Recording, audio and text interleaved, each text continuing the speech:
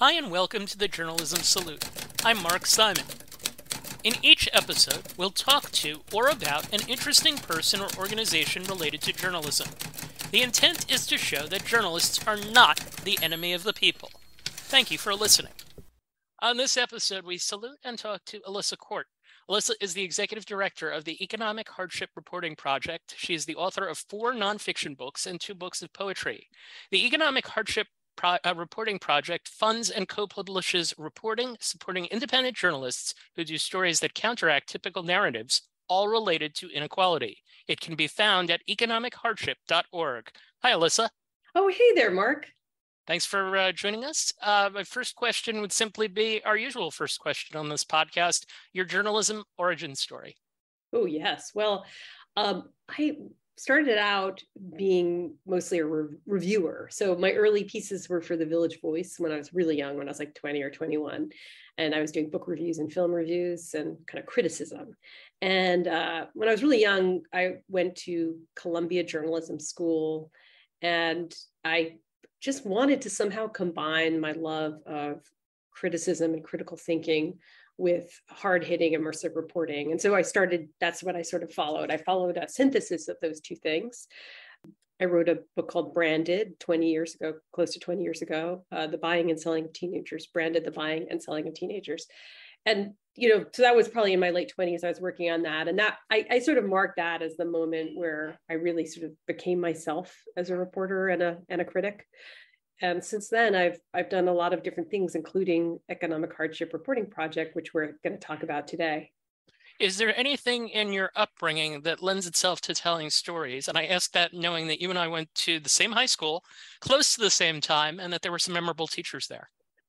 Yeah, so we went to Stives in high school, Sty as it was called. It's probably still, when it was on 15th Street. I grew up in the East Village. I'd walk to school in the 80s, which was like late 80s. It was pretty awesome and amazing then. I probably spent a lot more time playing hacky sack in the park than you did. Am I right, Mark? Yep. Yeah, exactly. I was a bit of I don't know, maybe not a slacker, but I guess, kind of an arty kid, maybe.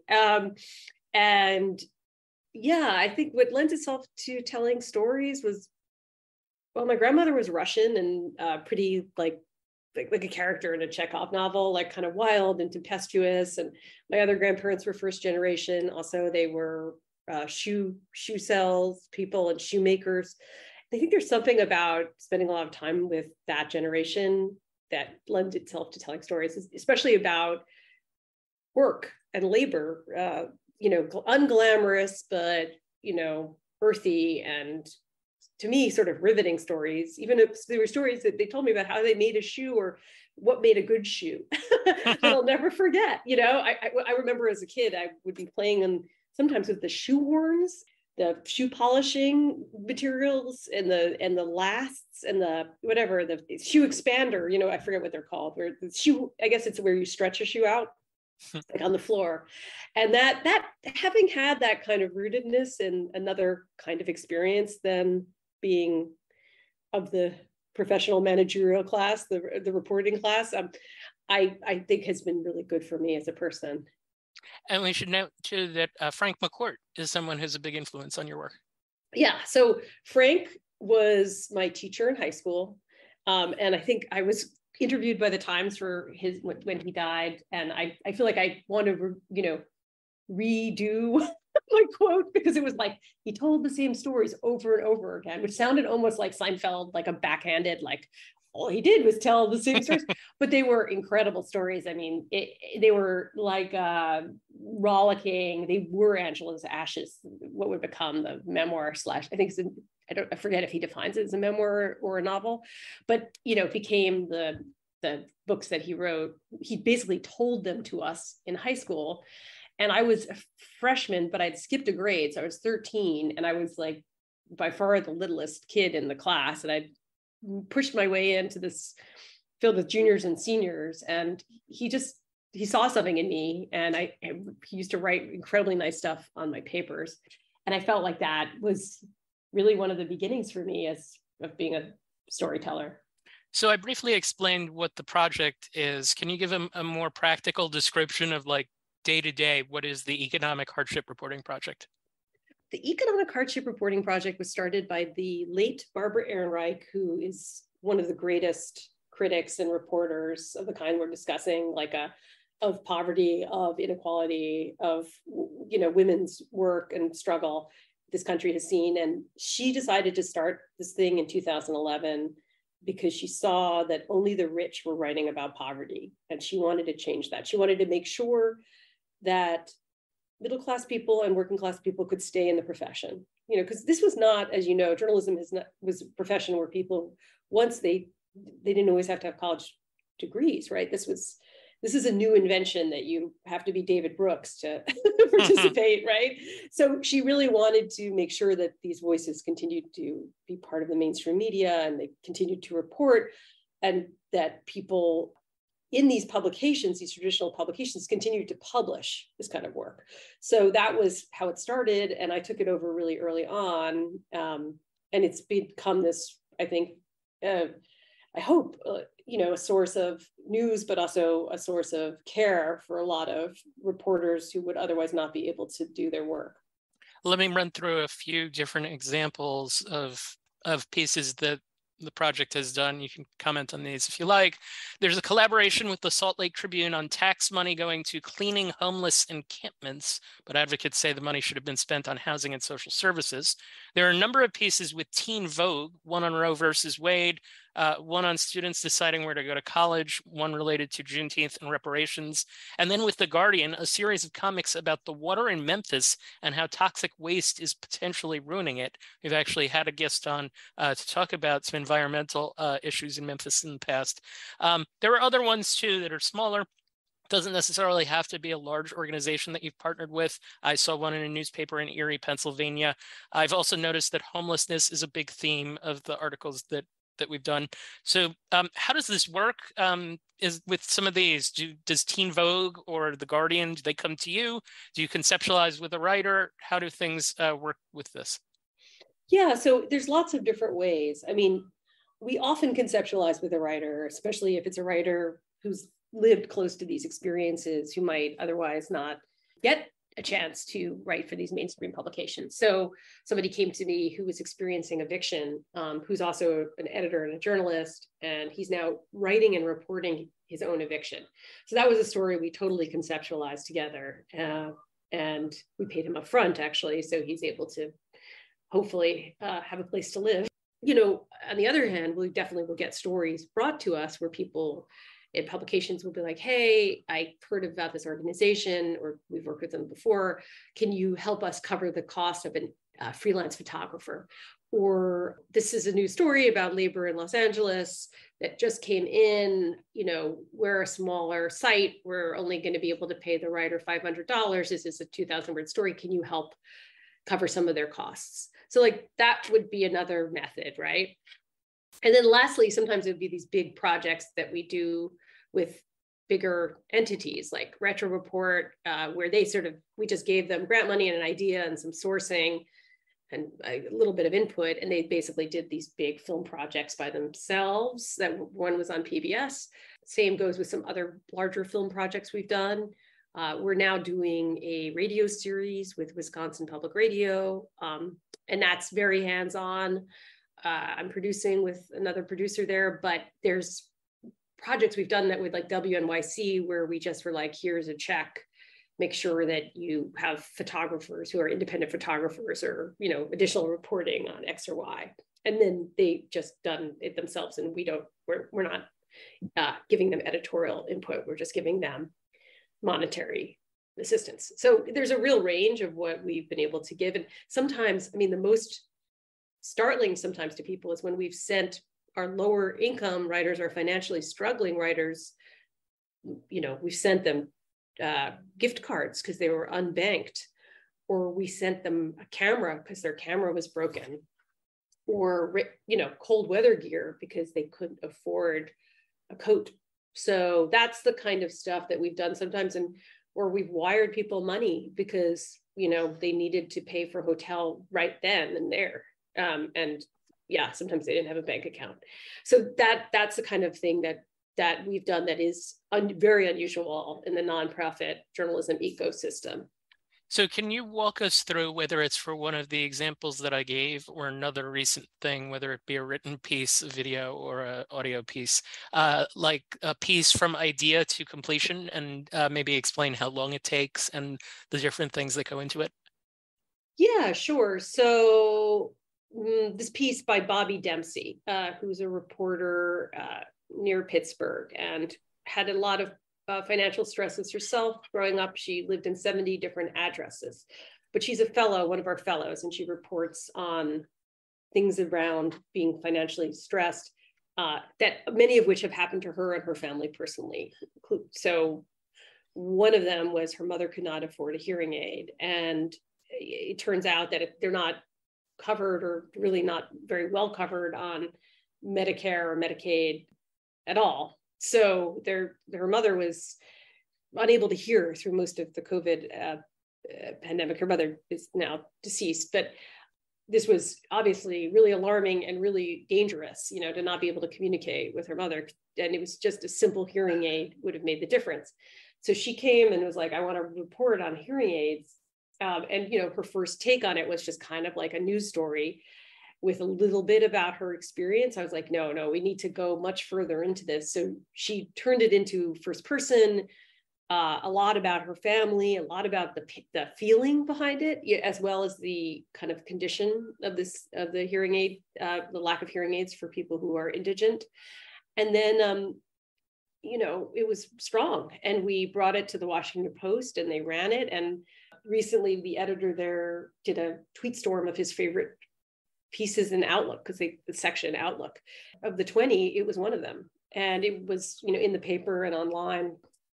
It's hard to estimate how long that took, because some of it was the idea phase. And then some of it was like waiting for the editor, because we co-publish. Because I can explain why we do that. It's a strategy to get larger audiences, but also a strategy to change mainstream media ideas around, what writers could be used, what kinds of stories can be popular, who can participate. So sometimes we're dependent, right, on whether they run something or whether they have a news hole or whatever. So I guess that was probably 2.5 months, the whole process with Bobby on that. Yeah. And it's fair to say that the stories, they have like an empathy component to them, that you essentially said it, you want the reader to feel what the person is going through, or what the people that are dealing with this are going through. Yeah, so I say empathy is my metric. Obviously, we have lots of other metrics. We, reach billions and millions of readers through all of our different channels, like some insane number if you look at Meltwater, which who knows. But the thing is, it's about first person storytelling or reporting, so it almost feels as if it's first person, meaning the person has spent enough time with people or an issue to have a very deep feeling around it. So it's not just like I checked in and inflation in Indiana, yesterday, but it's like, oh no, this person knows this area. They've been reporting from Erie, Pennsylvania, as you mentioned, or from Salt Lake City for years. So it feels inhabited in a different kind of way.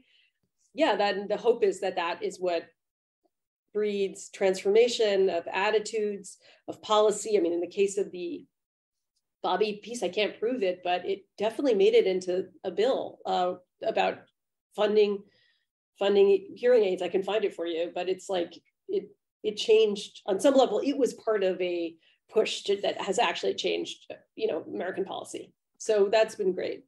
So what are some of the greatest achievements of your group? Well, that was a nice achievement.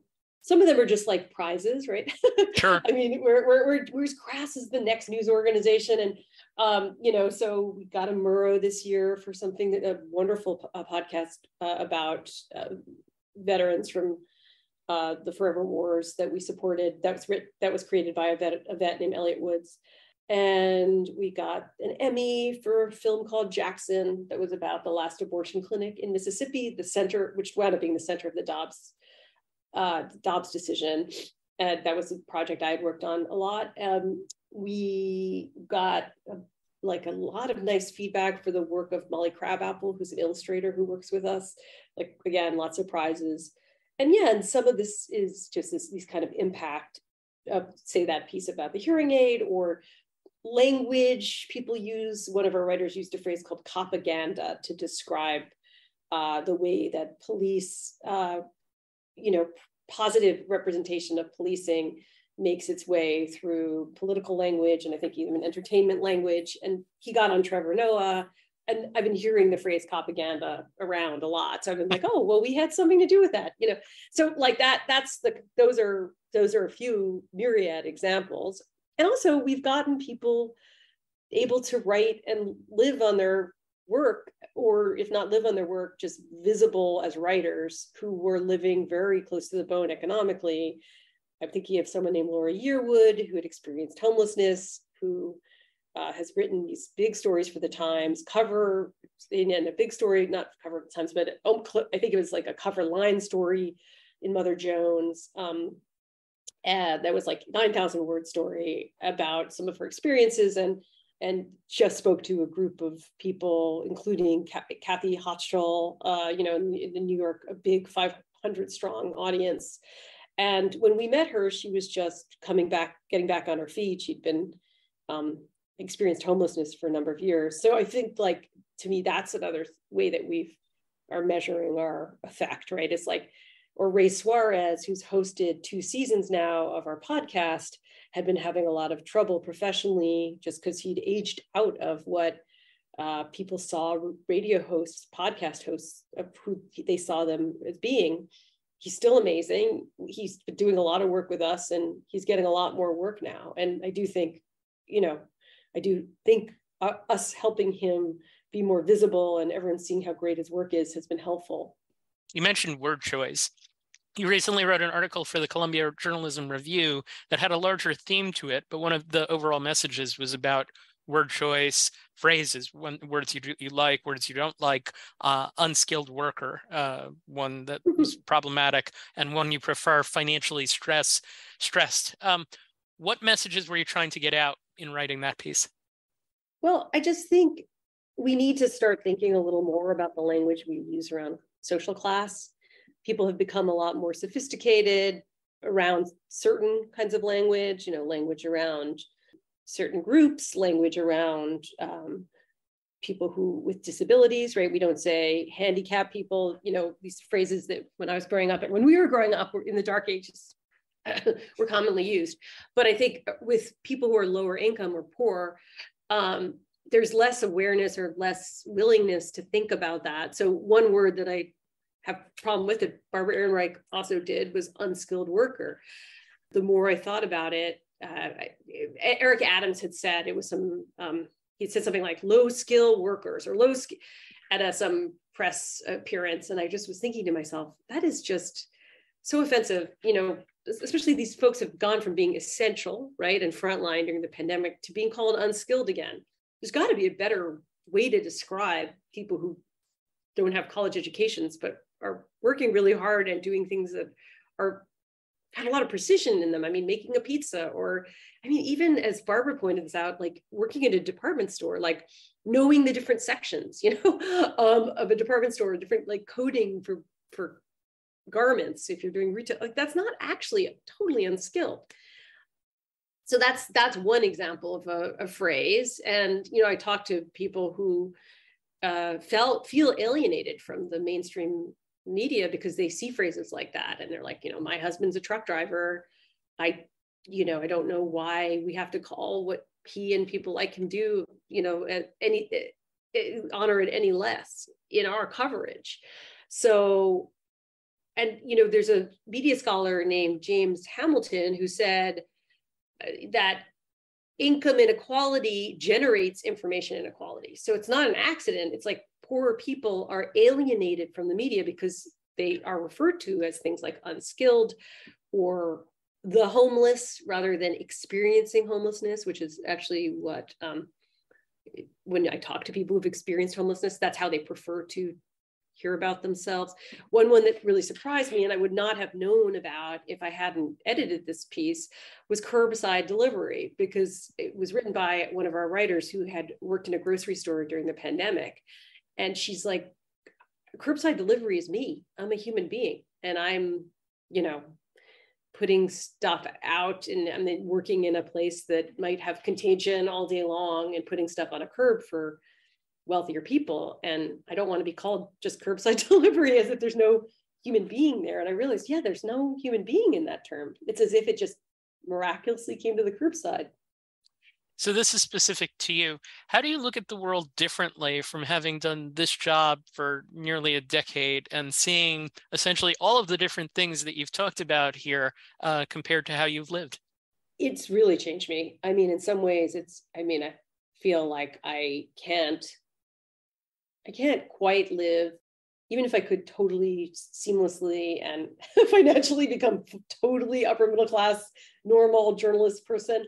I don't think I could ever forget some of these editorial experiences and the work that we've done, the people I've met, and like what it means to feel excluded from the news ecosystem, what it feels like to read newspapers which are talking about gourmet restaurants for pets. That was a recent piece I saw. Or private dog runs. I know I love dogs, so I'm thinking, but private dog runs, or these incredibly fancy houses in New Mexico, just they're routinely featured in major newspapers, and parties and things like that. And you realize, like, not only are most Americans not living like this, it's kind of disgusting to them, and it's hurtful and harmful to focus on these kind of people and this kind of experience when so much is missing in this, so many problems are unaddressed in this country. And which isn't to say, like, I think one thing I've tried to do is also assign pieces that are around like joy in working class life. So it's not just this like miserable cavalcade. Like, we did a piece for The Guardian that was about like the beauty of a West Virginia town that was obviously pretty financially strapped town in like the coal region, but the photos were stunning. I got the West Virginia, at that point, poet laureate to write documentary poems about the inhabitants. And to me, that was like a celebration. It didn't use the cliched vernacular of what, West Virginia or Appalachia looks like, right? So there can be stories of hope that are not feel-good stories like, here, someone won the lottery, but are actually about the everyday things that go right for people. You mentioned poetry. You're a poet too. How has poetry impacted your journalism? It's definitely made me very interested in this form, documentary poetry, which is people reporting poetry. And it started in the 1930s with a writer named Muriel Rukeyser. There's also a poet named Charles Rezhnikoff. And there's like a bunch of other people from that period, 30s through 50s, that were doing this reported poetry kind of thing. And it's come back in the last, 10, 15 years, where people, interview people about guns or, about low wage work, and then write poems about it. Sometimes they themselves are low wage workers writing poems about their own experience.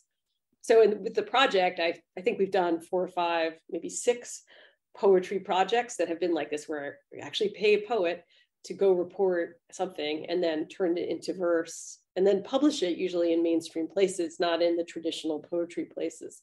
And I don't know, I just think my hope is that it can cut through some of the noise, just to try all these different genres, to try, we did a little art show, to potentially, do billboards at some point, was something that we've discussed, or lighting, just things that are not only on the page or on the screen, but have, more immersive components as well, and are more surprising. Wow. You mentioned the founder of the group, Barbara, a few times. I know that she recently passed away. What is her greatest impact on this group? Well, it's her legacy in 2 different ways. She had a belief in writing with wit and critical facility about class and income inequality and disparity. So that part of her project continues. We assign to lots of writers, some of whom can pull that off. It's a tall order. And then some of her project was going undercover. She went undercover in a lot of low wage jobs for her book, Nickel and Dimed. And the whole idea with that part of her legacy would be to have people who, not by choice, have had those kind of jobs and are reporting from those kind of jobs. So we had somebody who wrote a piece about working in a potato chip factory. We had a piece by someone who sold his own plasma and wrote about that. Somebody who drove an Uber and worked in a strip club, and so these are the kinds of stories that you can't, you sort of have to really be there to be able to do justice. And that's the part of her tradition that we're trying to replicate. We just talked about with another interview a stud circle. Yeah, it sounds like another version of that. Very similar, yeah. All right, so as we kind of wind down here, my former colleague on this podcast, Emmy, used to always ask at the end, is there a hole in coverage or a hole in the journalism industry that you would encourage young people to try to fill? Yeah, I mean, I think the whole is writing and reporting from the edges of America. And that can mean geographically, majority of reporting takes place on the coasts and the news sites are on the coasts. So it can be reporting from rural areas or from, parts of the country that don't have a strong local news infrastructure anymore. But it can also mean these kind of stories, the ones I'm discussing, like people who've had experiences that are not traditionally elite journalist experiences in their own lives that give them a certain kind of perspective. So that I'd encourage that. And then also just like, I really like when people have voice in their work. And that was a Barbara quality. She didn't see there was a line between being a journalist and an activist, or between being a wit and a reporter, And so I think like blurring those two lines can sometimes be very productive, right? To not hold back when you're reporting, when you're writing about your reporting. First, you have to do the reporting, but to do it with like flavor and panache and visible persona, really, and that's part of what I feel like we always need more of. On a personal level, you have a book coming in March 2023. What can you tell us about that? Yeah, it's called Bootstrapped, Liberating Ourselves from the American Dream. And it's coming from Echo HarperCollins. So I've been reporting it for a number of years. I started it before the pandemic. And it was inspired by actually a lot of our contributors, because we get comments and letters and tweets at us and, so forth in reaction to some of our contributors' work. And there'll be these very vituperative responses from commenters, like, why is this person why do they have multiple partners? Or why did the writer not go back to college? Or why did they go to college? And, basically trying to blame the writer for their financial insecurity or their poverty. And it was sort of startling. It was so mean-spirited. And I mean, of course, this is part of it is like Twitter, tweet culture and these platforms filled with trolls, right? But some of it was really ideological, where you just felt like people were like, stop your whining. And I was like, wow, we really have a problem in this country when you can't have a piece published either by or about a woman with a disabled child who is surviving on $32,000 and have people cruelly making comments about her and her son, right? So that was inspired it to try to look into what that ideology is of the so-called undeserving poor and the deserving rich, and the self-made myth, which is also honestly the American dream that thrums through these storylines, and where did it come from and how do we get the better of it? The Economic Hardship Reporting Project can be found at economichardship.org. So for the last question, the podcast is called The Journalism Salute. We salute the project for its good work and you for yours. Can you give us another organization or journalist, perhaps one that you're not affiliated with, that you would like to salute for their good work? Okay, yeah. So I'd like to support the Debt Collective. We use a lot of the people who are connected to them, including the woman I mentioned before, Ann Larson, who worked in a grocery store during the pandemic, and has a PhD and is a debt activist. And we work with them to develop some of their work. And they've done this incredible job of abolishing debt through organizing campaigns and they try to cancel debt. They do direct negotiations with creditors. They buy and cancel debt directly. And they also have created digital tools so their members can dispute their debts. And I think debt is 80% of Americans are in debt. So this is a crucial organization. And a lot of them are writers too, happily. So it's been kind of a seamless process to get some of their work developed. So that's been really great to work hand in hand with them. We thank Alissa Quart for joining us. Here's a clip of Going for Broke, a 3-part series with the Economic Hardship Reporting Project, and To the Best of Our Knowledge, which starts airing weekly November 5th and is also a podcast on PRX. Here's Alissa interviewing the late-great author Barbara Ehrenreich, with whom she created EHRP. So many reporters have been taught or even forced to keep themselves out of their stories. Barbara felt the opposite was necessary. She wanted the financially stressed writers we worked with to pour their own emotion and experience into their pieces. Well, what I do if I'm working with a writer is I push them. I talk to them. It's almost like therapy. I say things like, well, how did that make you feel when you found out that you were being cheated by the company or whatever? Until they get to the point of saying, furious, I felt furious. I said, so say that. Find a way to say it, but put it in your writing. Thank you for listening to the Journalism Salute.